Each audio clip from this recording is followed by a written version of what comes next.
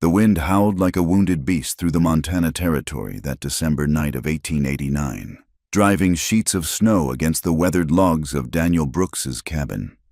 Inside, the 34-year-old cowboy sat close to his stone fireplace, working a piece of leather with practiced hands. The storm had caught him unprepared, forcing him to bring his small herd closer to the homestead before the worst of it hit. Daniel paused in his work, listening to the timbers creak under the assault of wind and ice. He'd weathered many such storms in his 12 years on this land, each one a test of will between man and nature. His calloused fingers resumed their task, mending a broken bridle by the flickering light of the fire. The cabin, though modest, was solid, built with his own hands from pine and cottonwood, chinked tight against the elements. A sharp crack echoed through the night, followed by the crash of a falling branch somewhere near the barn. Daniel rose from his chair, reaching for the Winchester propped against the wall. Living alone this far from town meant staying vigilant, even in weather that would keep most folks huddled by their fires. Then he heard it, a sound that didn't belong to the storm, faint but unmistakable. Knocking. 3 weak raps against his door, barely audible above the wind's fury. Daniel froze. No one with good intentions would be out in this blizzard. His nearest neighbor, old Tom Garrett, lived 3 miles east, and even that fool wouldn't venture out tonight. He approached the door cautiously, rifle in hand. The knocking came again, weaker this time. "Who's there?" Daniel called out, his voice rough from disuse. Days could pass without him speaking to another soul. No answer came, just another feeble knock against his better judgment. Daniel lifted the heavy wooden bar and cracked open the door. The wind immediately tried to tear it from his grasp, sending a blast of snow into the cabin. But what he saw made him forget the cold entirely. A woman stood on his threshold, or rather, swayed there, barely upright. Ice crystals clung to her dark hair, which had come loose from its pins and hung in frozen strands around her face. Her traveling dress, once a deep blue wool, was soaked through and rigid with frost. She clutched a small carpet bag with fingers so pale they looked like porcelain. "Please," she whispered, her lips barely moving. "Please help me." Without thinking, Daniel dropped his rifle and caught her as she collapsed forward. She weighed hardly anything, like a bird made of ice and cloth. He pulled her inside, kicking the door shut behind them. "Lord Almighty," he muttered, half carrying, half dragging her to the fire. Her skin felt cold as river stones through her wet clothes. Daniel laid her on the rag rug before the hearth, then quickly added more wood to the flames. The woman's eyes fluttered open. They were green, he noticed, green as spring grass, before closing again. Her whole body shook with violent tremors. "Ma'am, can you hear me?" He knelt beside her, unsure what to do. In all his years of tending sick cattle and injured horses, he'd never had to care for a half-frozen woman. She nodded weakly, teeth chattering so hard he feared they might break. "We need to get you warm," Daniel said, already moving. He grabbed every blanket he owned from his narrow bed in the corner, then hesitated. Her dress was soaked through, the fabric stiff with ice. She'd never warm up in those wet clothes. "Ma'am, He cleared his throat. "Your dress. It's got to come off or you'll catch your death." Her eyes opened wider, alarm flickering across her features. "I'll turn my back," he said quickly. "Wrap yourself in these blankets. There's a shirt of mine there, too. It's clean. I promise I won't look."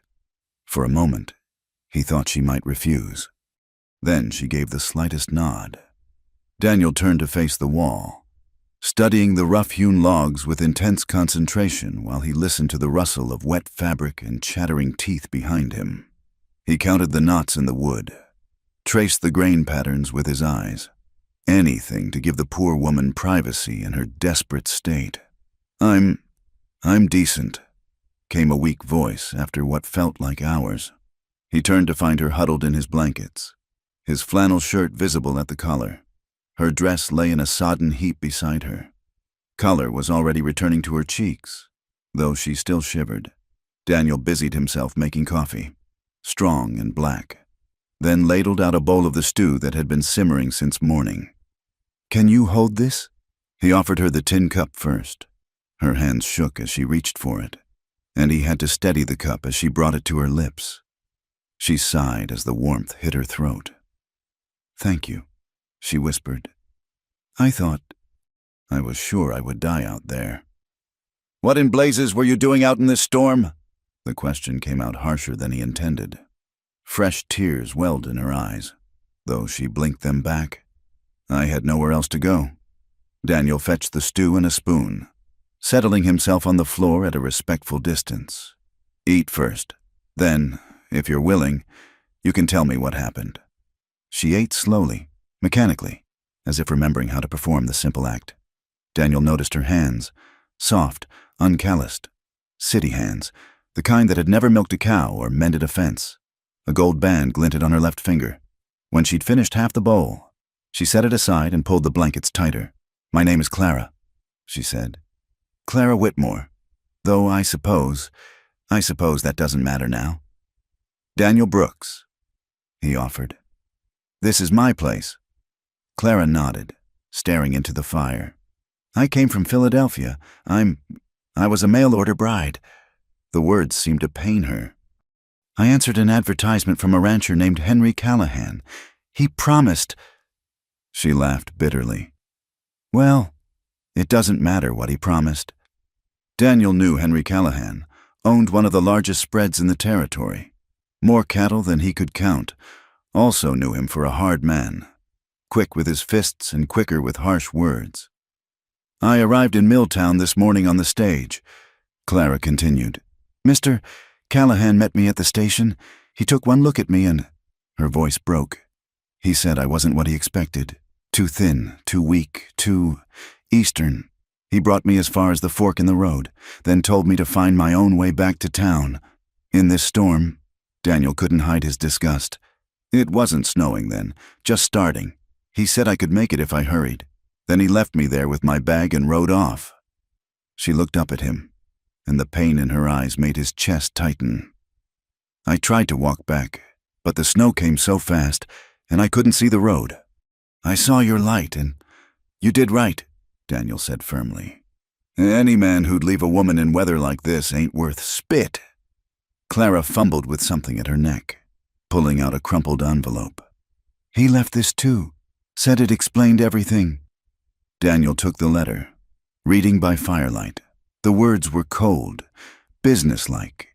Henry Callahan hereby dissolved any understanding between himself and Miss Clara Whitmore, citing misrepresentation of her person and unsuitability for ranch life. $10 was enclosed for her return passage. $10, Clara said with that bitter laugh again. "As if I could buy my dignity back for $10. Daniel crumpled the letter and tossed it into the fire. They watched it burn in silence. "You can stay here tonight," he said finally.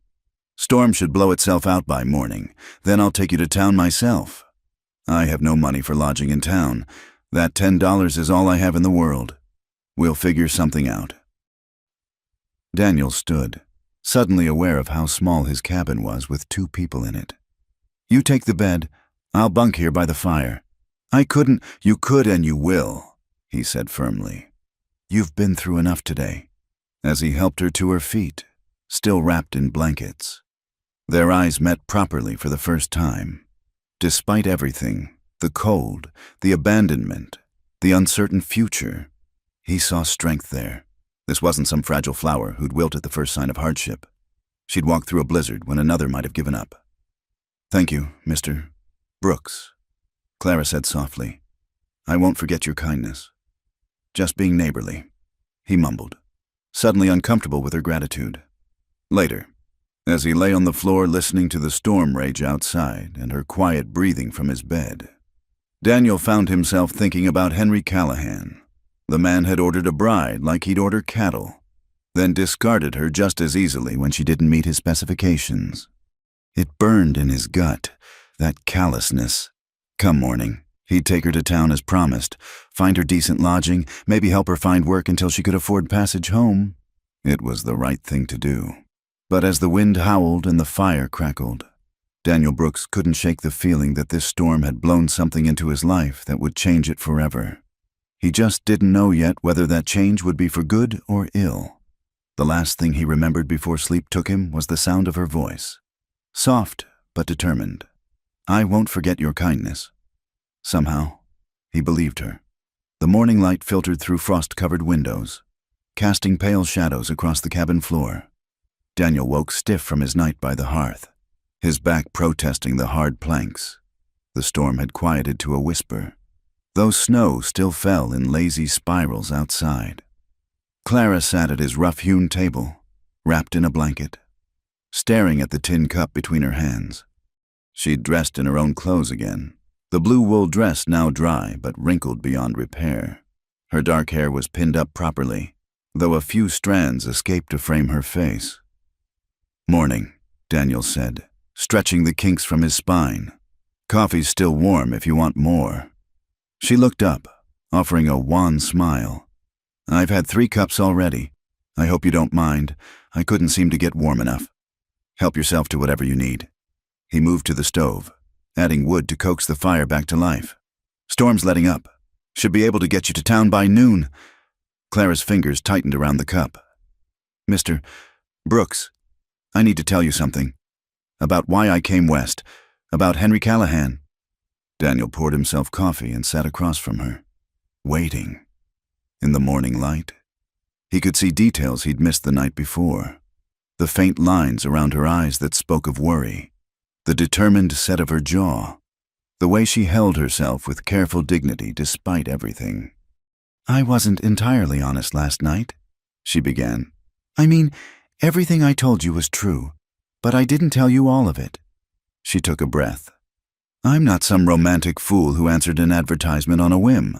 I had no choice. Most folks who come west are running from something," Daniel said carefully. Clara nodded. "My father owned a small shipping company in Philadelphia. When he died 2 years ago, I discovered he'd been borrowing heavily to keep it afloat. The creditors took everything, our house, the business, even Mother's jewelry." Her voice grew quieter. "My mother passed shortly after. The doctor said it was pneumonia, but I think she died of shame." Daniel remained silent, letting her tell it at her own pace. "I tried to find work, but respectable positions for women are scarce, and they pay barely enough to eat. My landlady showed me Mr. Callahan's advertisement. She said mail-order brides could make good lives out west, that ranchers needed wives and weren't particular about backgrounds." Clara laughed, a sound like breaking glass. "I should have known when his letters seemed too good to be true. What did he promise you?" "A home, respectability, children, eventually." She met his eyes. "I wasn't looking for love. Mr. Brooks, I'm 26 years old, well past the age when girls dream of romance. I just wanted somewhere to belong again." Daniel felt anger kindle in his chest, not at her, but at the situation that had driven her to such desperation. What exactly did Callahan write in those letters? Clara reached into her bag and withdrew a small bundle tied with string. "I kept them all, proof of our agreement. I thought—" She untied the bundle, selecting one letter. "Here, this is from just last month." Daniel read aloud. "My dear Miss Whitmore, your latest letter filled me with great anticipation for your arrival. The ranch house awaits your feminine touch, and I have already begun preparations for our wedding. The minister in Milltown has been notified. You will want for nothing as my wife. I assure you, yours in earnest expectation, Henry Callahan." He painted such a picture, Clara said softly. A big house with real glass windows, a flower garden, neighbors to visit. I practiced cooking hearty meals, learned to mend heavier fabrics. I sold everything I owned to buy this dress and my travel fare. She gestured to her worn wool dress. "I thought it would be sturdy enough for ranch life." "It is," Daniel said. "Callahan's a fool. When he met me at the stage," Clara's voice wavered. "He looked me up and down like I was livestock at auction, said I was too skinny, that I'd never survive a Montana winter, said my hands were too soft for real work. Then he laughed, actually laughed, and said he'd ordered a wife. not a parlor ornament. Daniel's fists clenched under the table. He'd never liked Henry Callahan, but this went beyond mere dislike. He brought me in his wagon as far as the crossroads. Clara continued. Said Milltown was just 5 miles back the way we'd come, that a walk would do me good. Might toughen me up for the next rancher fool enough to take me. Her composure finally cracked. He threw my bag in the mud and left me there. Didn't even look back. That son of a... Daniel bit off the curse. Pardon my language, ma'am. I've heard worse, Clara said with a weak smile. I started walking, but the snow came so fast, I couldn't see the road anymore.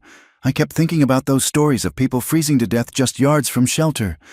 Then I saw your light. They sat in silence for a moment. The only sound the pop of wood in the stove and the wind sighing around the eaves. What will you do now? Daniel asked finally. I don't know. Clara looked down at her hands. I can't go back to Philadelphia. There's nothing there for me. I have $10, the clothes I'm wearing, and whatever's in that bag. Not enough for stage fare east, barely enough for a week's lodging. You could find work in town. Mrs. Patterson at the boarding house might need help, or Mr. Brooks. Clara interrupted gently. I appreciate your optimism, but we both know what kind of work is available for desperate women in frontier towns. I may be naive about some things, but not about that. Daniel felt heat rise in his face. She was right, of course. Milltown wasn't exactly overflowing with respectable employment for unmarried women. There must be something, he insisted. Maybe the school needs a teacher, or I'll figure it out, Clara said with forced brightness. I've survived this long. I'm sure something will present itself. But Daniel heard the doubt beneath her words. He stood abruptly, pacing to the window. Outside, the world lay buried under white, pristine and unforgiving. His own struggles seemed small compared to hers. At least he had this land, these walls, a purpose. Callahan specify anywhere in that letter why he changed his mind? Daniel asked suddenly. Clara looked puzzled. Just what he said at the crossroads, that I wasn't what he ordered. Did he see you before yesterday?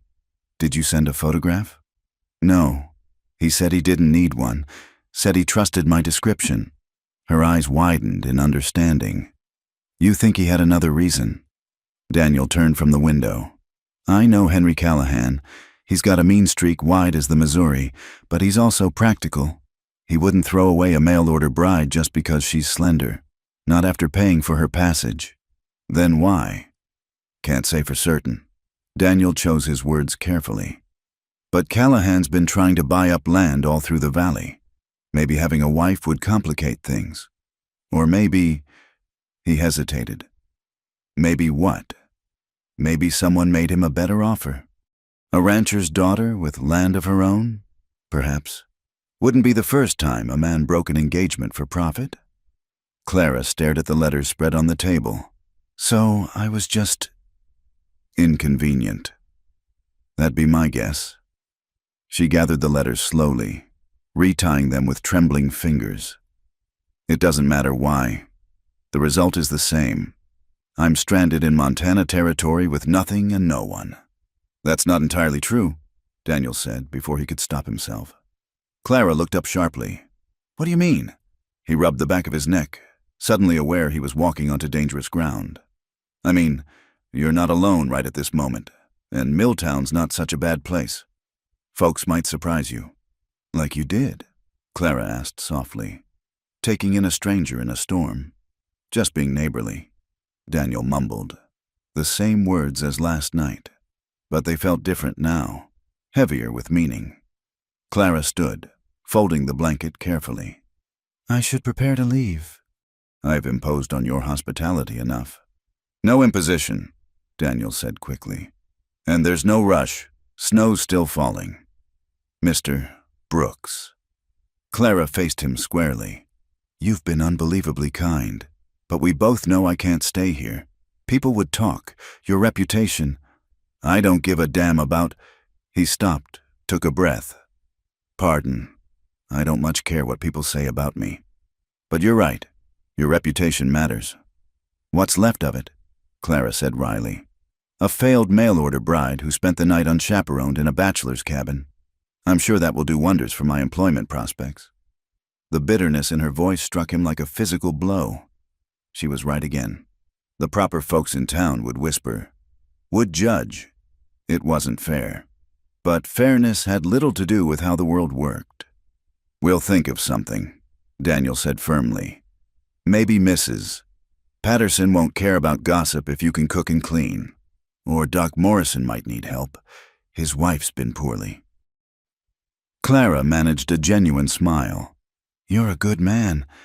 Mr. Brooks. Don't let anyone tell you different." As she turned to gather her few belongings, Daniel found himself memorizing details. The way morning light caught in her dark hair, the graceful way she moved despite everything she'd endured, the quiet strength that radiated from her small frame. He'd take her to town as promised, find her safe lodging, help her get situated. It was the right thing to do, but standing in his small cabin, watching her carefully fold that wet, wrinkled dress, Daniel Brooks felt something shift inside his chest. He'd lived alone for so long he'd forgotten what it felt like to want to protect someone, to rage against the injustices they'd suffered, to wish he could make their world right again. It was a dangerous feeling for a man who'd built his life on self-sufficiency and solitude.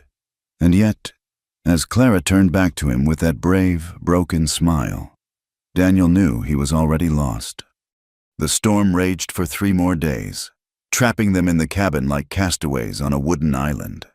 By the second morning, Daniel had stopped suggesting they attempt the journey to town. The snow piled high against the windows, and the wind howled with renewed fury each time it seemed to calm.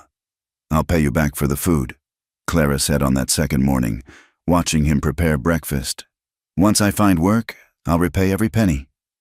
"No need for that," Daniel replied, slicing thick pieces of bacon. "Can't eat money, and I've got plenty of supplies laid in." She insisted on helping, despite his protests. Soon they fell into a rhythm, Clara cooking while Daniel tended the animals in the barn, fighting through drifts to ensure his horses and milk cow survived the storm. When he returned, cheeks red from cold, she'd have coffee waiting and something warm on the stove. "You're a fine cook," Daniel commented that evening, finishing his second helping of biscuits and gravy. "My mother taught me," Clara said, a distant look in her eyes. "She said a woman should know how to make something from nothing. I just never thought I'd need the skill quite this literally." They spent the long hours talking, carefully at first, then with growing ease. Daniel learned she could read and write with a fine hand, had studied mathematics and geography, could speak a little French.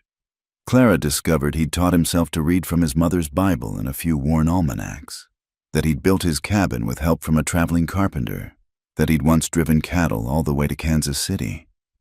"Why did you stay out here alone?" Clara asked on the third night, mending a tear in his work shirt by lamplight. "Most men would have taken a wife by now, had a family." Daniel poked at the fire, considering his answer. "Tried courting once.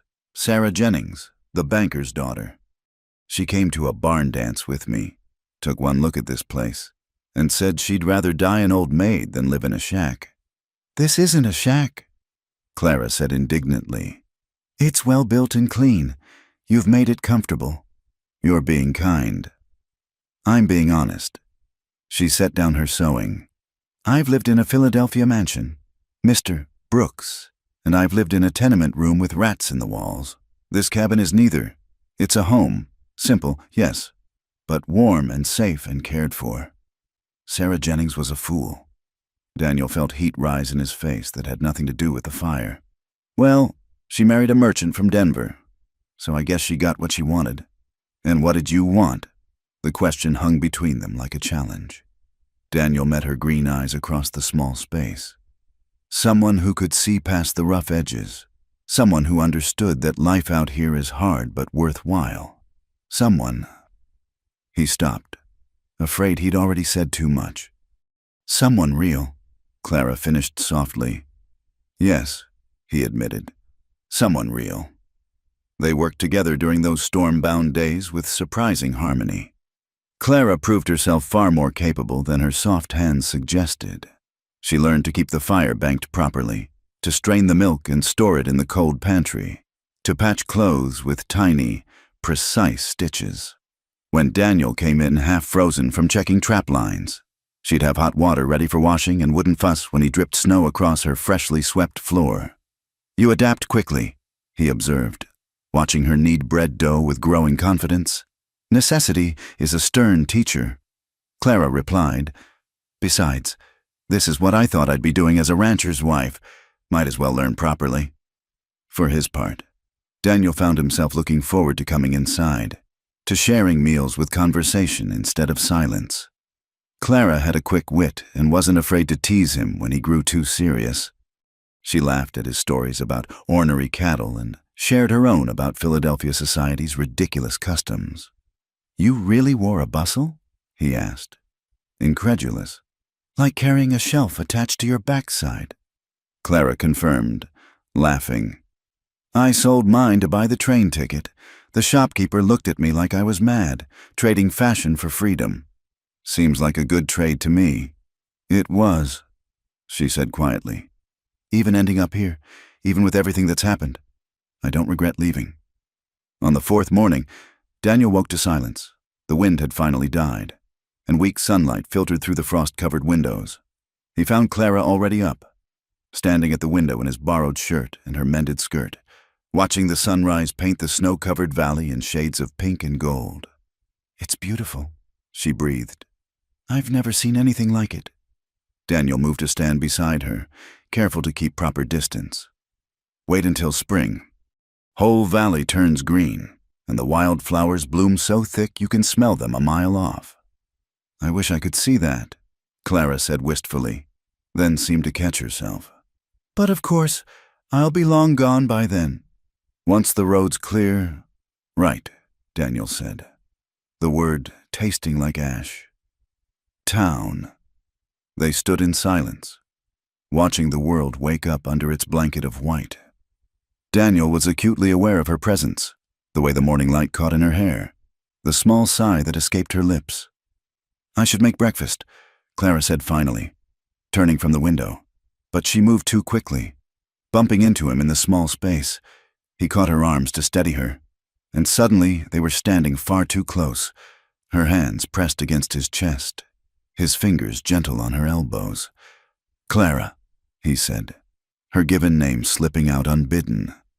She looked up at him, green eyes wide, and for a moment the world held its breath. Then she stepped back, color high in her cheeks. "I'm sorry, "No need for apologies," Daniel said quickly, his own face burning. "Close quarters is all." But something had shifted between them. Some invisible line crossed. The easy companionship of the past days now hummed with awareness. Daniel found himself watching her when he thought she wasn't looking, the curve of her neck as she bent over her sewing, the way she bit her lip when concentrating, how she absently tucked loose strands of hair behind her ear. Clara seemed equally affected, starting when their hands accidentally touched passing dishes, blushing when he complimented her cooking, finding reasons to be across the room when he came too near. That evening, as they sat by the fire, she with her mending, he cleaning his rifle, Clara broke the charged silence. "My parents met at a church social," she said suddenly. "Mother was serving lemonade, and Father spilled it all over her best dress. She was furious until he offered to walk her home so she could change." They were married 6 months later. "Quick courtship," Daniel observed, carefully oiling the rifle's mechanism. "Mother said when you know, you know." Clara's needle paused. "I used to think that was romantic nonsense. Now?" "Now?" She shook her head. "Nothing, just woolly thoughts from being cooped up too long." But Daniel heard what she didn't say, felt it in the weight of the silence that followed. He thought of Sarah Jennings, who'd looked at his life and found it wanting.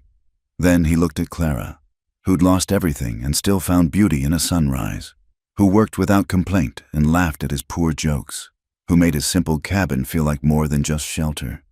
When you know, you know. The thought terrified him. He'd known this woman less than a week, She was stranded, vulnerable, dependent on his kindness. Any feelings growing between them were likely born of proximity and circumstance. Nothing more. When the snow cleared and she went to town, found work and stability, she'd forget the rough cowboy who'd taken her in from the storm. "I should check the animals," Daniel said abruptly, setting aside the rifle. "In the dark?" Clara looked up, surprised. "Moon's bright enough." He grabbed his coat, needing distance, needing cold air to clear his head. Won't be long. Outside, the night was crystalline. Stars scattered like spilled salt across the black sky. His breath clouded in the frigid air as he crunched through snow to the barn.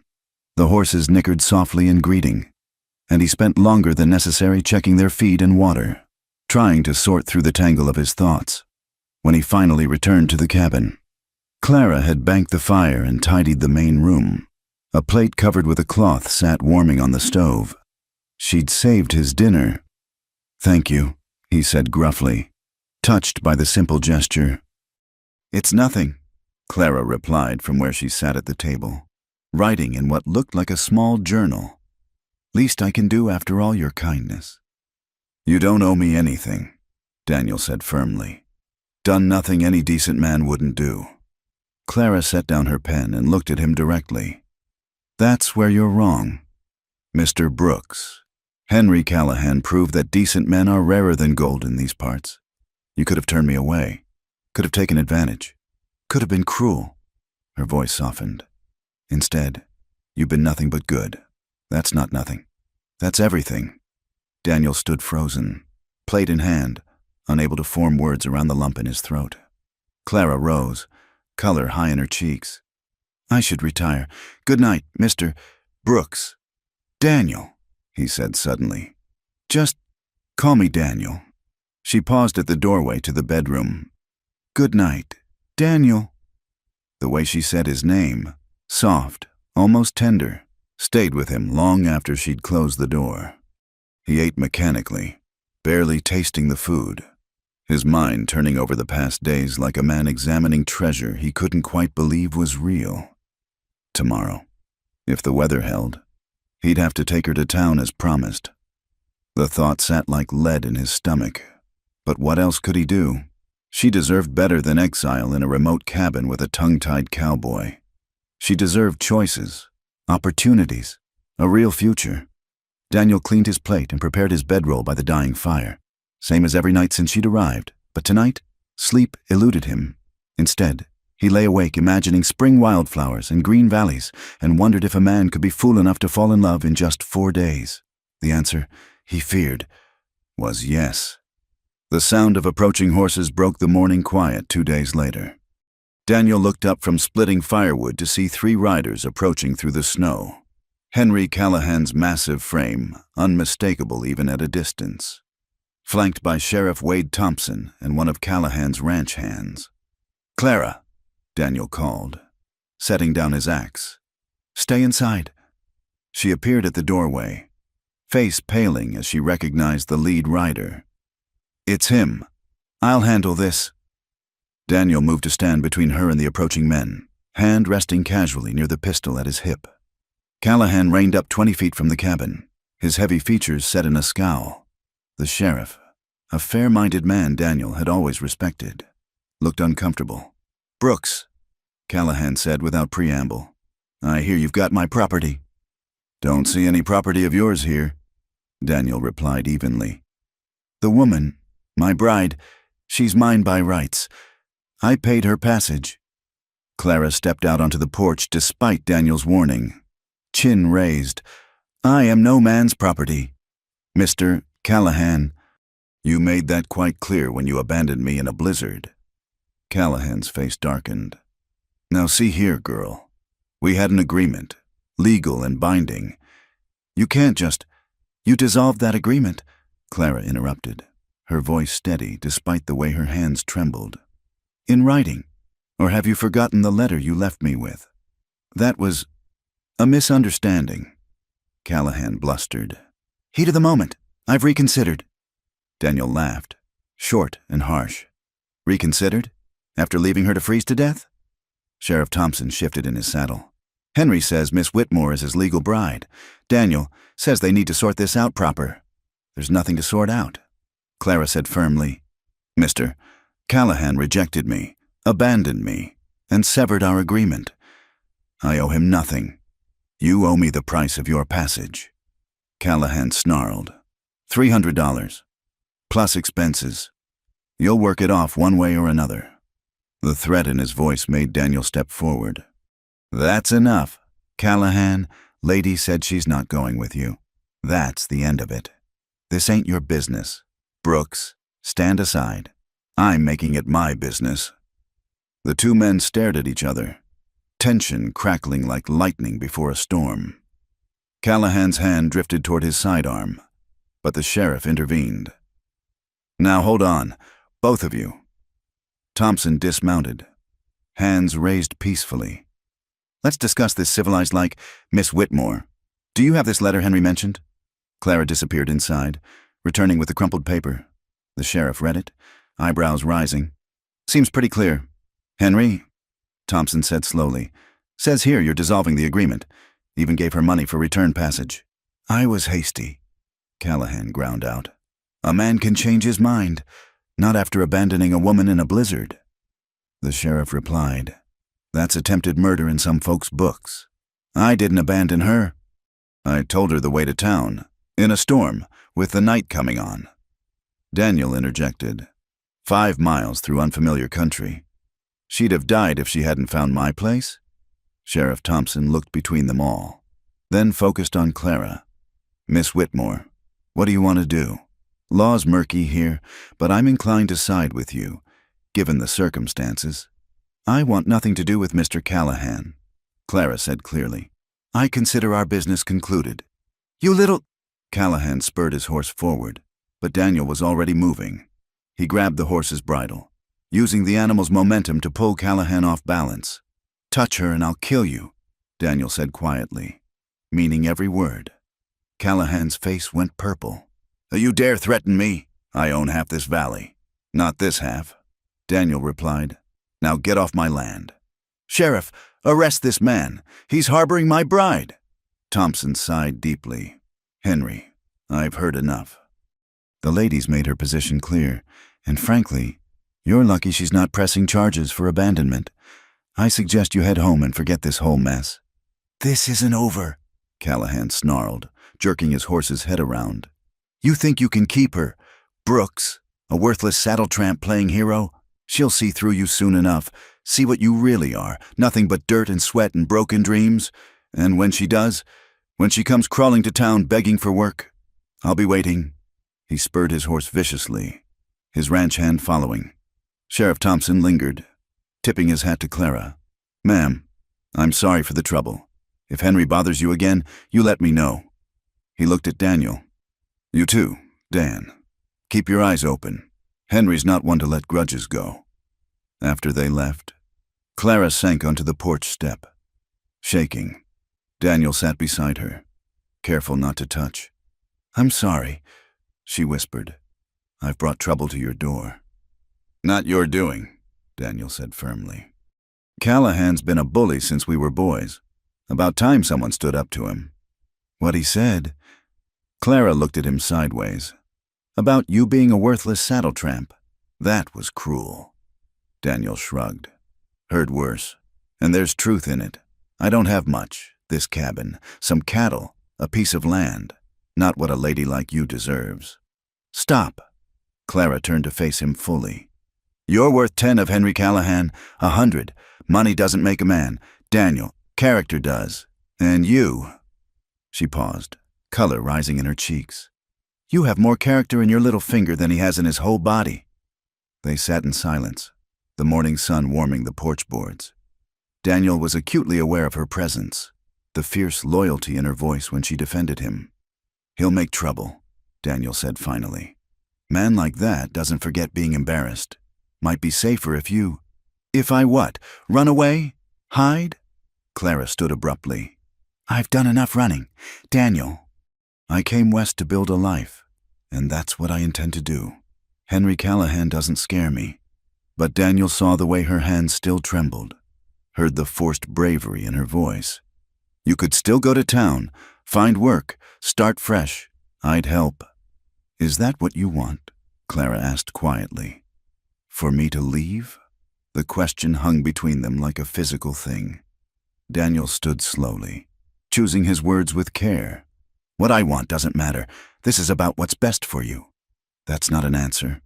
He looked at her then. Really looked. Saw the strength beneath the fear. The determination that had driven her across a continent. The grace that remained unbroken despite everything she'd endured. Saw, too, the vulnerability in her eyes, the unspoken question there. "No," he said roughly. "I don't want you to leave, but I've got no right to ask you to stay. You deserve better than—" He gestured at the cabin, the isolated land, himself. "Better than a warm home and an honest man." Clara stepped closer. "Better than someone who sees me as a person, not property. Who risked Henry Callahan's anger to protect me." Her voice dropped to barely above a whisper. "Tell me, Daniel, where exactly would I find better than that?" He had no answer. Could only stand there, heart hammering, as she reached up to touch his face. Her fingers were gentle against his weathered cheek. "I choose to stay," she said simply. "Not because I have nowhere else to go, but because this is where I want to be. With you, if you'll have me." "Clara." His voice broke on her name. "People will talk. Your reputation will be what I make of it." She finished. "I'm done living by other people's rules. Daniel, done letting others decide my worth. The only opinion that matters to me is yours." He caught her hand, holding it against his face. "You know my opinion. Known it since that first night. I reckon just been too much a coward to say it." "Then say it now," she challenged, green eyes bright with unshed tears. "I love you," Daniel said, the words rough but true. "Lord help me, I've loved you since you stood on my doorstep looking like a half-drowned angel. Loved you more each day, watching you refuse to break, refuse to give up. I've got nothing to offer but hard work and uncertain seasons. But if you'll have me, Clara Whitmore, I'll spend my life trying to be the man you deserve." She was crying now, tears sliding silently down her cheeks. "You already are," she whispered, and raised up on her toes to kiss him. It was a gentle kiss, tentative and sweet, tasting of new beginnings and promises unspoken. When they parted, Daniel rested his forehead against hers, marveling at the gift of her trust. "We'll face whatever comes," he said. "Together."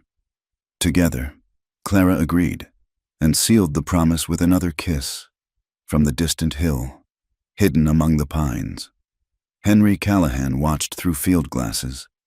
His face twisted with rage as he saw the embrace, saw his discarded bride choosing a penniless cowboy over all he could offer. "This isn't over," he muttered to his companion. "Not by a long shot." But in the cabin clearing, Daniel and Clara were aware only of each other, of the future stretching before them bright with possibility. They'd found something worth fighting for in each other, a love born of storm and strengthened by trial. And that, they would discover, was stronger than any threat Henry Callahan could muster. Word spread through the valley like wildfire after a dry summer. By the week's end, everyone from Milltown to the far ranches knew about the mail-order bride living in Daniel Brooks' cabin. The gossip varied depending on who told it. Some said Clara was a fallen woman taking advantage of a lonely cowboy. Others that Daniel had stolen another man's bride. Still others that it was a love match pure and simple. Daniel felt the weight of stares when he went to town for supplies. Conversation stopped when he entered Murphy's general store, only to resume in hushed whispers as he gathered flour and coffee. "Heard you got yourself some company out at your place," Jim Murphy said carefully as he tallied the purchases. "Miss Whitmore's staying with me for now," Daniel replied evenly, "until she decides on her plans." "Uh-huh." Murphy's expression was neutral, but his wife, Martha, sorting fabric nearby, sniffed loudly in disapproval. Outside, Daniel loaded his wagon, trying to ignore the cluster of women who'd gathered across the street, heads together like hens pecking at grain. He recognized Mrs. Aldrich, the banker's wife, and Mrs. Dawson from the hotel. Their expressions left no doubt about their topic of conversation. "Daniel Brooks," a commanding voice called out. He turned to see Reverend Samuel Hartley approaching, black coat flapping like crow's wings. "Reverend," Daniel acknowledged warily. "I've heard disturbing news," the minister said without preamble. "About you and the young woman from Philadelphia.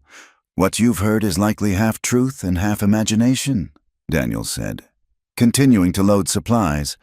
"Then perhaps you'll clarify the situation for me." Hartley's thin face was stern. "Is there or is there not an unmarried woman residing in your home?" Daniel straightened, meeting the Reverend's gaze directly. "Miss Whitmore sought shelter during the storm. I gave it. She's staying until she chooses to leave. And you see nothing improper in this arrangement. I see nothing improper in basic human decency. Reverend, would you have had me turn her away to freeze?" Hartley's mouth tightened. "Of course not. But the storm has passed, and yet she remains. The appearance of impropriety is other people's problem, not mine." Daniel finished. "Good day. Reverend." He climbed onto the wagon seat, but Hartley caught the horse's bridle. "Think of the young woman's reputation, if not your own," the minister urged. "What future can she have here if she's seen as compromised? Maybe folks should mind their own business instead of inventing sins where there are none," Daniel suggested, his patience wearing thin. "I'm trying to help. Daniel, there are proprieties to consider. If you care for this young woman—" "I do," Daniel said simply. "More than you know." "Then marry her," Hartley said. "Make it proper. I'll perform the ceremony myself. Today, if needed. Save both your reputations." Daniel looked down at the earnest minister. "When Miss Whitmore and I marry, if we marry, it'll be because we choose it, not because gossips forced our hand. Now let go of my horse."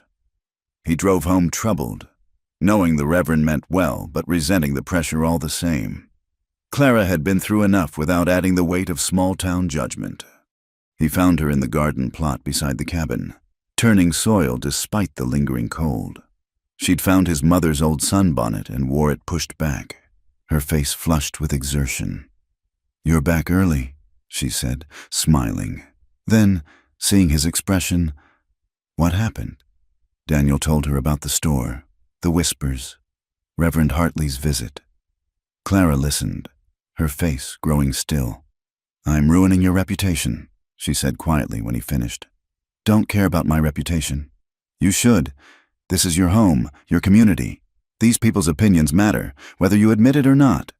She pulled off the bonnet, twisting it in her hands. "Maybe I should go. Find lodging in town." "No." Daniel caught her hands. "Don't let them drive you away. Not when—" He struggled for words. "Not when we're just beginning to figure out what this is between us." Clara searched his face.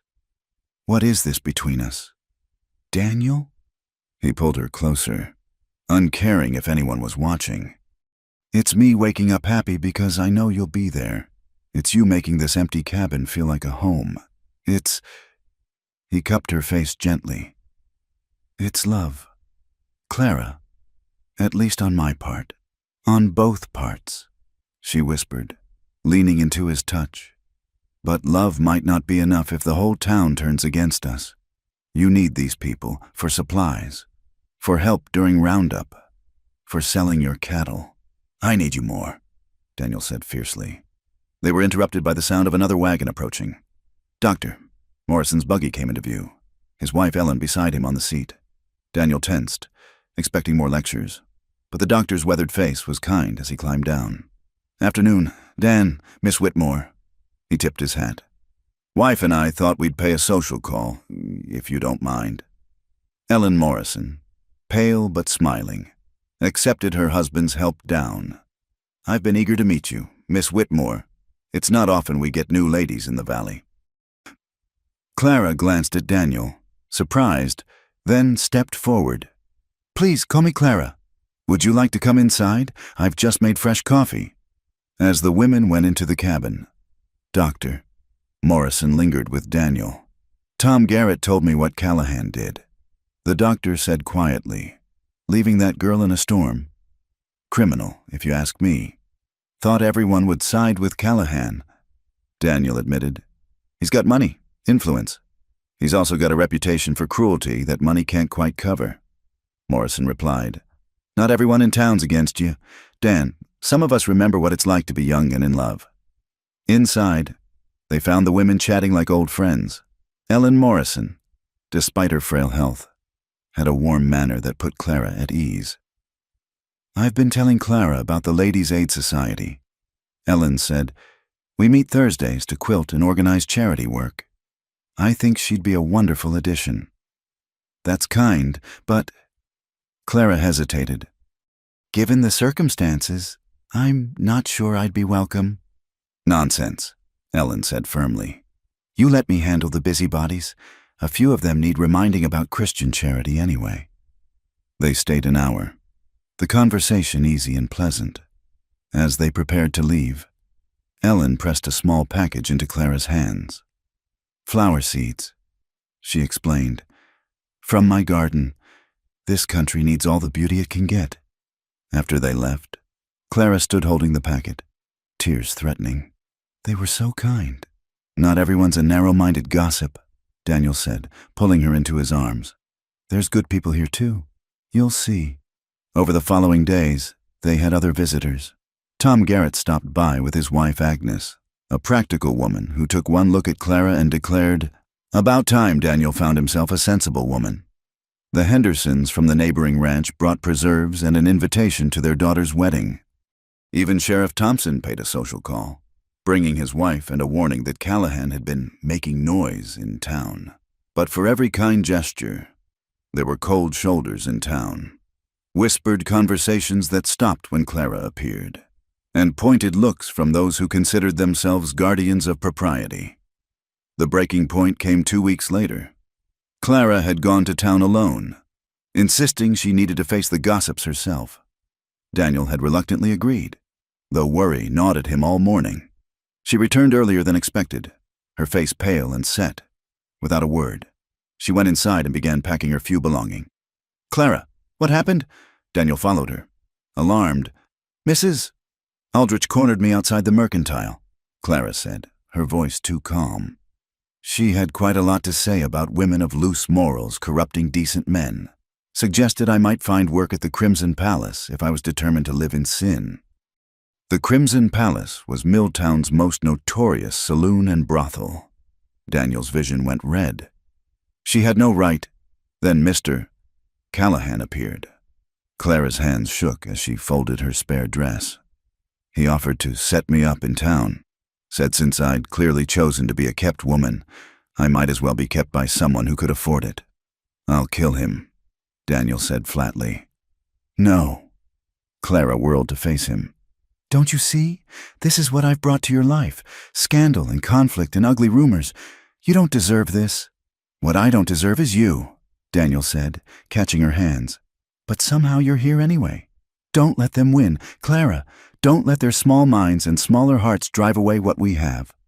What do we have? Clara cried. A love that makes us outcasts. A future where you lose business because of me. Where any children we might have are called bastards because people will always wonder if we were together before marriage. Daniel pulled her against him, holding tight when she struggled. We have each other. We have this land. We have friends who see us for who we are.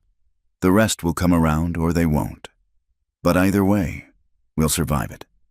You're so sure, she whispered against his chest. I'm sure of you, he said simply. Sure of us. The rest is just noise. Clara clung to him then, crying out her frustration and hurt. When her tears subsided, she looked up at him with red-rimmed but determined eyes. All right, she said. We face them together. But Daniel, we need to do something about our situation. Not because of the gossips, but because I want to be your wife in truth, not just in my heart. Daniel's breath caught.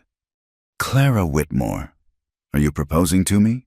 Despite everything, she laughed. I suppose I am, though it's terribly improper for a woman to... He silenced her with a kiss, pouring all his love and promise into the connection. When they parted, both were breathless. Yes, he said. To whatever you're asking. Yes, we'll marry tomorrow if you want, or next month, or next year. Whenever you're ready. However you want it. Just say you'll be my wife. I'll be your wife, Clara whispered, and kissed him again. Outside, thunder rumbled across the valley, promising another storm. But inside the cabin, Daniel and Clara held each other and made plans, building their future on a foundation of love strong enough to weather any tempest, natural or man-made. The letter arrived on a Tuesday morning, delivered by young Tommy Patterson, who worked odd jobs around town. Daniel was mending fence when the boy rode up, and Clara was hanging the wash on the line. "Letter for Miss Whitmore," Tommy called out, waving an envelope. "Came on yesterday's stage." Clara's face lit up. "From Philadelphia?" "No, ma'am. Local postmark." The light dimmed in her eyes as she took the envelope. Daniel watched her turn it over, examining the unfamiliar handwriting. Tommy rode off with a coin for his trouble, and Clara slowly opened the letter. As she read, her face went white. "What is it?" Daniel abandoned the fence, alarmed by her expression. Wordlessly, she handed him the letter. He recognized neither the handwriting nor the signature, but the content made his blood boil. "Dearest sister," it read, "I write with terrible news. Father is taken gravely ill, and the doctors fear he hasn't long. He calls for you constantly in his delirium. Mother begs you to return at once. We've scraped together funds for your passage. Mr. Jameson at the bank has the ticket waiting. Please hurry. Your loving brother, William." "I don't have a brother," Clara said faintly. "My father died 2 years ago. This is Callahan," Daniel finished grimly. "Has to be, trying to trick you into leaving." Clara sank onto the porch step. "He hired someone to write this, to prey on my grief." Her voice hardened. "What kind of man does such a thing?" "The desperate kind," Daniel said, sitting beside her. "He can't stand that you chose me over him. This is his way of trying to get you alone, away from protection." "Should we tell Sheriff Thompson?" Daniel considered. "What would we tell him? That we got a letter? No law against that, even if we know it's false." They spent the day wary, expecting more tricks. Daniel kept his rifle close while working, and Clara stayed near the cabin, but nothing else came until the following morning, when Dr. Morrison appeared with urgent news. "Callahan's been spreading word that Clara's family is desperate for her return." The doctor reported, "Says he's generously arranged passage out of Christian charity. Half the town thinks he's a saint for helping the woman who spurned him, while the other half still thinks I'm a Jezebel." Clara said bitterly. "What's his game?" Daniel asked. Morrison's face was grim. "Best I can figure, he's setting it up so when you don't put Clara on that stage, he can claim you're holding her against her will, paint himself as the hero trying to reunite a family." "That's insane," Clara protested. "That's Callahan." The doctor corrected. "Dan, you need to be careful. He's got Judge Brennan's ear, and the judge owes him money. If Callahan pushes this story hard enough," he didn't need to finish. "A judge's order could force Clara to leave, could even put Daniel in jail for interfering. We'll marry immediately." Daniel decided, a husband's rights. Won't matter if the judge decides the marriage was coerced. Morrison interrupted. Callahan's thought this through. They spent a sleepless night planning. By morning, they'd decided Clara should go to town, publicly refuse the ticket, and denounce the letter as a forgery. It would rob Callahan of his narrative. But when they arrived at the bank, they found Callahan himself waiting with Judge Brennan and several prominent townspeople. "Miss Whitmore." Callahan's voice rang with false concern. "Thank God you've come. Your family situation is dire indeed." "I have no family," Clara stated clearly. "My parents are dead, and I have no siblings. That letter is a lie." Callahan's eyes widened in theatrical shock. "My dear girl, grief has clearly affected your mind. Perhaps the isolation at Brooks' cabin." "My mind is perfectly clear," Clara interrupted. "As is your intention. You're trying to force me to leave through deception." Judge Brennan, a thin man with shrewd eyes, studied her. "These are serious accusations. Miss Whitmore, Mr. Callahan has shown me the telegraph from your family." "What telegraph?" Daniel demanded. "Let's see it." Callahan produced a paper with a flourish. Daniel snatched it, reading aloud. "Sister desperately needed. Father dying. Come at once. William Whitmore." "I have no brother named William," Clara said firmly. "This is fabrication." "Prove it," Callahan challenged. And Daniel saw the trap. How could Clara prove she didn't have a brother? How could she prove her father was already dead without documents she didn't possess? "The burden of proof isn't on Miss Whitmore," a new voice interjected. Reverend Hartley stepped forward, surprising everyone. "It's on the person making the claim. Mr. Callahan, can you prove this telegraph is genuine? Where did it originate? Who paid for it?" Callahan's face flushed. "The family's privacy is less important than the truth," Hartley continued. "I may have had concerns about propriety, but I won't stand by while someone uses lies to manipulate a young woman." "How dare you?" Callahan began. But Sheriff Thompson arrived then, badge glinting in the morning sun. "Interesting thing," the sheriff said conversationally. "I sent a wire to Philadelphia yesterday, to the authorities there. Asked about the Whitmore family." He pulled out his own paper. "City records show George Whitmore died in March of 1887. His wife Margaret followed 6 months later. They had one child, a daughter named Clara. No sons." The crowd murmured. Judge Brennan's expression soured as he looked at Callahan. "Henry," the judge said slowly, "if you've wasted my time with false claims—" "I was deceived," Callahan protested. "Someone took advantage of my generous nature." "Your generous nature?" Clara stepped forward, fury giving her courage. "You left me to die in a blizzard. You've spread lies about my character. You've tried to trick me into leaving the man I love. Where exactly is this generosity you speak of? You chose this." Callahan snarled, mask finally slipping. "Chose to live in sin with a nobody instead of being my wife. You made your bed." Daniel moved, but Sheriff Thompson was faster, stepping between the two men. "That's enough. Henry, I think you should leave. This isn't over." Callahan pointed at Clara. "You think you've won? I'll make sure everyone knows what you really are. No decent person in this valley will." "Will what?" Ellen Morrison emerged from the gathering crowd, supported by her husband but standing straight. "Won't associate with a brave young woman who refused to be bullied? Won't do business with Daniel Brooks, one of the most honest men in the territory?" She looked around at the assembled townspeople. "If that's the kind of community we are, then shame on us all." Agnes Garrett joined her. "I agree. This harassment has gone on long enough." One by one, others stepped forward. The Henderson... Jim Murphy, despite his wife's glare. Even Mrs. Patterson from the boarding house.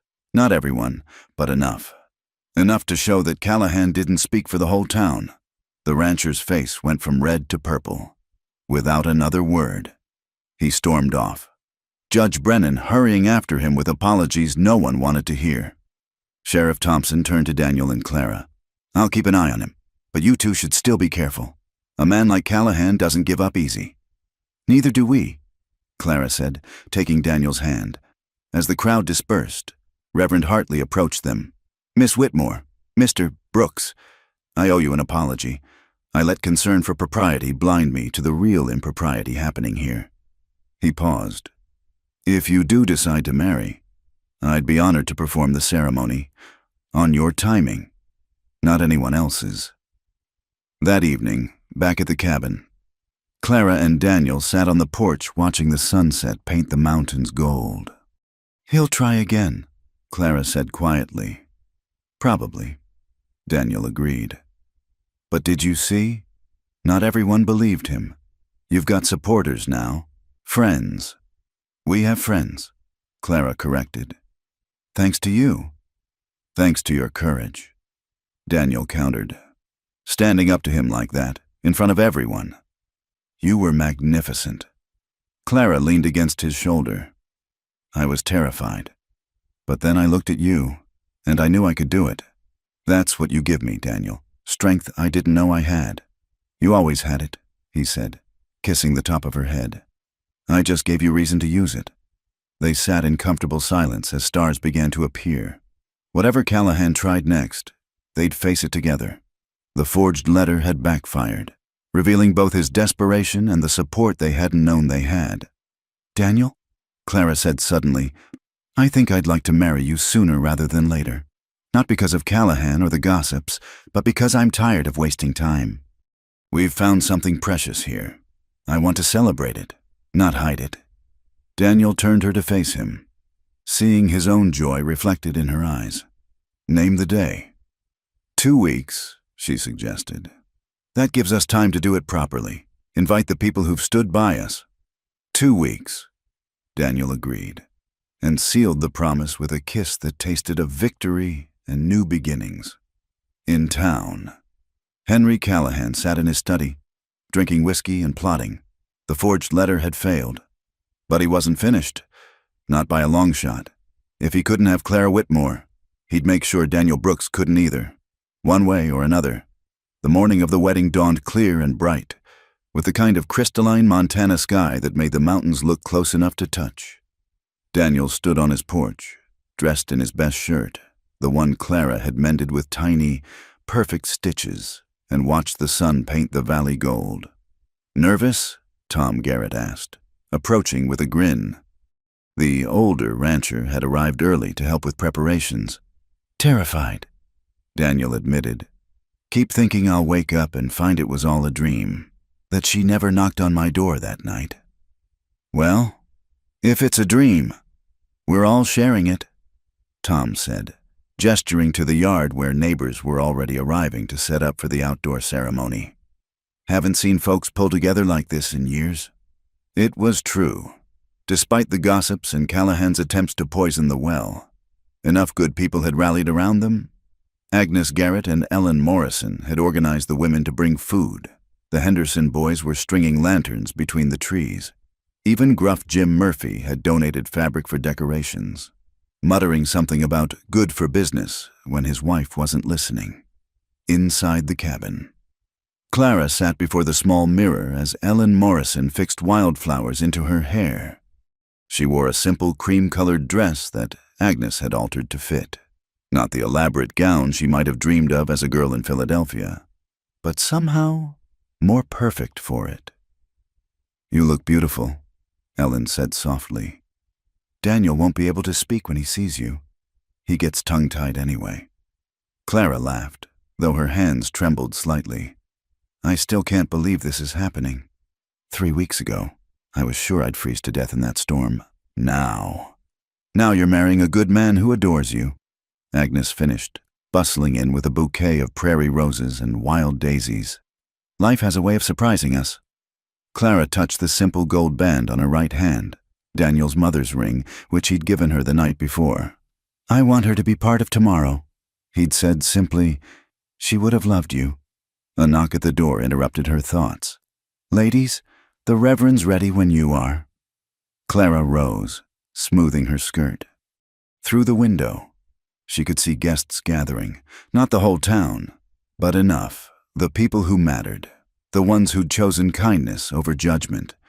"Wait," Ellen said suddenly, pulling a small wrapped package from her basket. "I nearly forgot. This came for you this morning."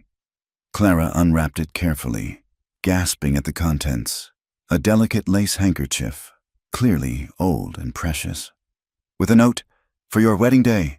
Every bride needs something old and something borrowed. Return it when you can. Martha Murphy." "Jim's wife?" Clara said, astonished. Martha Murphy had been among the coldest toward her in town. "People can surprise you," Agnes said with a knowing smile. "Now come on, your cowboy's waiting." The ceremony was held beneath the large cottonwood tree beside the cabin, its leaves rustling like whispered blessings. Daniel waited there with Reverend Hartley, his face lighting up when he saw Clara approach on Tom Garrett's offered arm. She was radiant in the morning light, wild flowers bright against her dark hair, carrying herself with the quiet grace that had first caught his heart. When their eyes met, the rest of the world fell away. "Who gives this woman to be married?" Reverend Hartley asked. "She gives herself," Tom answered with a grin. "But I'm honored to walk her there." It was perfect. Clara choosing her own path, just as she'd chosen Daniel despite everything. The ceremony was simple, the words traditional but made new by the depth of feeling behind them. When Daniel promised to love, honor, and cherish, his voice rough with emotion. Clara saw several women dab at their eyes. When Clara vowed to stand by him through whatever came, her voice clear and certain. Even some of the men cleared their throats suspiciously. The ring? Hartley prompted. Daniel produced a simple gold band, not fancy, but solid and true. "This was my mother's wedding ring," he said loud enough for all to hear. She wore it through 40 years of marriage, through good times and lean, through joy and sorrow. She told me once that love wasn't about the easy days. It was about choosing each other, especially on the hard ones. He slipped the ring onto Clara's finger. "I choose you, Clara, today and always." Clara's eyes shimmered with tears. "And I choose you, Daniel Brooks. Not because I had to, not because I had nowhere else to go, but because my heart knew from that first night that it had found its home. Then, by the power vested in me," Hartley said, smiling broadly, "I pronounce you husband and wife. Mr. Brooks, you may kiss your bride." The kiss was tender, a promise sealed before friends and beneath the endless Montana sky.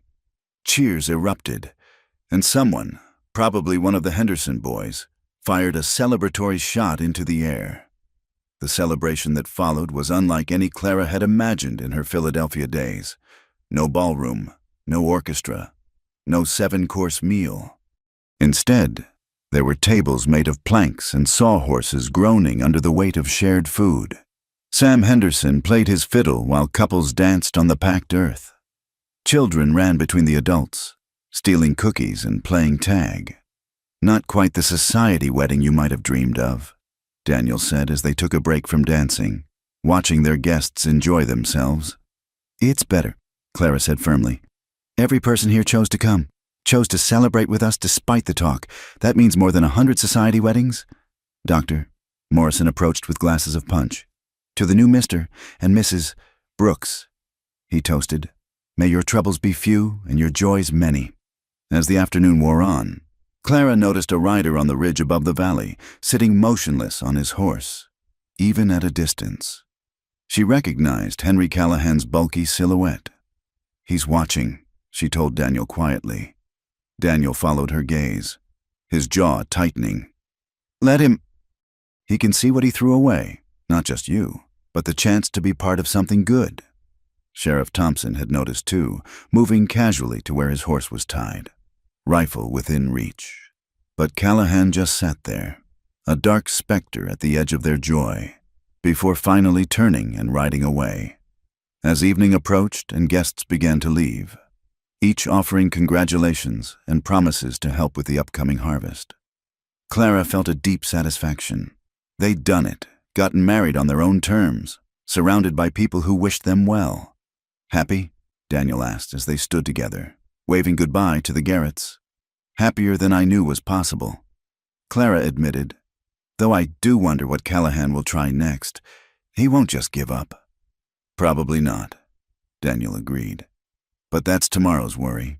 Today, Mrs. Brooks, you're my wife, and nothing he does can change that." The last guests departed as sunset painted the mountains purple and gold. Clara and Daniel stood together on their porch now, of their home, watching the stars emerge. "No regrets?" Daniel asked. "You could have had a very different life. Easier." "Certainly." Clara turned in his arms, reaching up to touch his face. "I could have had Henry Callahan's big house and his money and his cold heart. I could have stayed in Philadelphia and slowly starved, body and soul. Instead, I have you, this land, these friends, this life we're building together." She smiled.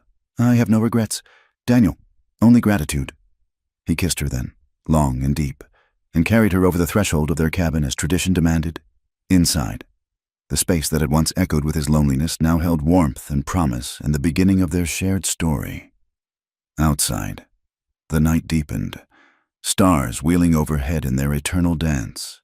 Somewhere in the darkness, a wolf called to its mate, and another answered. a wild song of belonging that echoed across the valley. In the cabin, by the light of the fire Daniel had taught her to tend, Clara carefully folded her wedding dress and tucked Martha Murphy's handkerchief inside. Tomorrow she would return it with thanks, another small bridge built in their community. Tomorrow they would begin the daily work of marriage, of building a life together against whatever odds came their way. But tonight, they had each other and the promise of all the tomorrows to come. And that, Clara thought as Daniel drew her close, was wealth beyond measure. The wedding day that had begun with sunrise and Clara's nervous anticipation ended with moonlight and the quiet certainty that she was exactly where she belonged, in Daniel's arms, in their home, in this life they'd chosen despite every obstacle. Whatever storms lay ahead, they would weather them together. They'd already proven that love could bloom in the most unlikely ground, could survive blizzards and gossip and a rich man's spite. And now, as Clara Brooks, she was ready to help that love grow into something that would last a lifetime. 5 years had passed since that winter storm brought Clara to Daniel's door. The cabin had grown. A second room added when their daughter Emma arrived, screaming and perfect, on a crisp autumn morning. Now, as Clara stood at the window watching 4-year-old Emma chase chickens while 2-year-old James toddled after her, she marveled at how much life could change. "Mama, look," Emma called, holding up a brown egg triumphantly. "The red hen laid it just for me." "That's wonderful. Sweetheart, bring it in carefully." The cabin that had once seemed small for two now burst with life. Children's drawings decorated the walls. A rag doll rested on the rocking chair Daniel had made while Clara was carrying Emma. Tiny, muddy boot prints tracked across the floor she'd just swept. Daniel came in from the barn. James perched on his shoulders. "Someone wants his mama," he said, setting the boy down. James immediately wrapped himself around Clara's skirts. "The Hendersons are coming for supper, remember?" Clara said, scooping up her son. "Sarah wants to discuss the new schoolhouse." The community had grown too. More families had settled in the valley, drawn by good land and the promise of the coming railroad. There was talk of building a proper school, and Clara had been asked to help organize it. "Never thought I'd see the day when this valley had enough children for a school," Daniel said, washing his hands at the basin. "Remember when it was just us and the wind?" "I remember," Clara said softly. Those early days seemed like another lifetime. The desperate woman who'd stumbled through a blizzard. The lonely cowboy who'd opened his door to a stranger. A knock interrupted her memories. Daniel opened the door to find Tom Garrett, his weathered face serious. "Dan, Clara, thought you should know. Henry Callahan's back." The name sent a chill through the warm kitchen. Callahan had left the valley 3 years ago after a failed business venture, selling his ranch to Eastern investors. Most had assumed he was gone for good. "What's he want?" Daniel asked, his hand instinctively moving to where his rifle rested. "Can't say for certain, but he's been asking about you two in town, and about your land." After Tom left, Clara and Daniel exchanged worried looks over their children's heads. They'd built something beautiful here, a real home, a growing family, a place in the community. The thought of Callahan threatening that made Clara's stomach clench, but when Callahan finally appeared 2 days later, he wasn't the man they remembered. His bulk had turned to fat. His expensive clothes showed wear, and his eyes held the desperate look of a man who'd lost more than money. "Brooks," he said, not dismounting from his tired-looking horse. "Mrs. Brooks." "Callahan," Daniel acknowledged warily. "State your business. I've come to make you an offer." Callahan's voice lacked its old bluster. "I need to buy land, and yours is available." "It's not for sale," Daniel said flatly. "Everything's for sale at the right price." Callahan named a figure that made Clara gasp. More money than they'd see in 10 years. "You heard my husband," Clara said, stepping beside Daniel. "Our home is not for sale." Callahan's face twisted. "You could buy a dozen homes with what I'm offering. Think of your children." "I am thinking of them," Clara interrupted. "This is their home. This is where they'll learn to ride and plant gardens and understand what it means to work land your own hands have tended. No amount of money can buy that." "You're fools," Callahan said, but the words lacked heat. He looked older, defeated. "I need this land. The investors. I promised them I could buy it back. Expand the operation." "Should have thought of that before you sold," Daniel said without sympathy. Callahan stared at them for a long moment. "I could have had you," he said to Clara. "Could have given you everything." "You gave me everything," Clara replied quietly. "By leaving me in that storm, you gave me the chance to find my real life. So thank you, Mr. Callahan. Thank you for showing me who you really were before it was too late." Something shifted in Callahan's face. Surprise, maybe, or recognition. Without another word, he turned his horse and rode away. They never saw him again. That evening, with the Hendersons visiting and the house full of laughter and planning for the new school, Clara found a moment to step outside. The summer evening was warm, fireflies dancing in the growing dusk. Daniel joined her, wrapping an arm around her waist. "You all right?" "More than all right," Clara said. "Seeing him again, I thought it would bring back the fear, the anger, but all I felt was pity and gratitude." Gratitude? If he'd been kind that day, if he'd accepted me, I'd be living in his big house, married to a man who saw me as property. I'd never have known this. She gestured to the cabin behind them, where their children's laughter mixed with their friends' voices. "I'd never have known you." Daniel pulled her closer. "His loss, my gain." "Our gain," Clara corrected. They stood together, watching the stars emerge.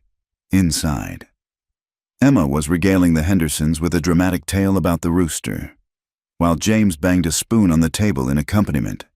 It wasn't the life Clara had imagined when she'd answered that mail-order bride advertisement so long ago. It was infinitely better.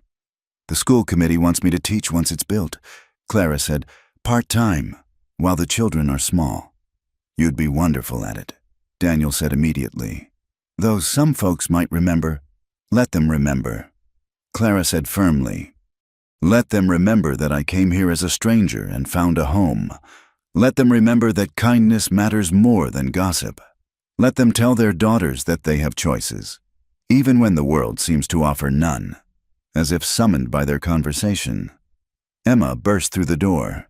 "Mama, Papa, come see. Mrs. Henderson is going to teach me to braid hair."